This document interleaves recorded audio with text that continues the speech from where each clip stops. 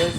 Krishna kitchen তোমাদের সকলকে স্বাগত। আজকে মঙ্গলবারের লাঞ্চ মেনু নিয়ে বসে গেছি। দেখো, এই যে আগের ভিডিওটা আমরা দিয়েছি কুমড়ো পাতা মুড়িয়ে সাদা তিলের পাতুরি, এটা সেই কুমড়ো পাতা। একটু খুলে দেখাও দর্শক বন্ধুদের।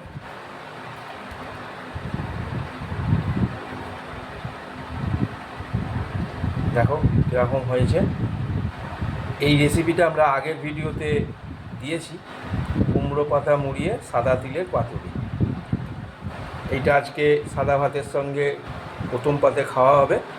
তারপরে আছে দই পটল, নিরামিষ দই পটল, কাজু পোস্ত টক দই দিয়ে নিরামিষ দই পটল করা হয়েছে।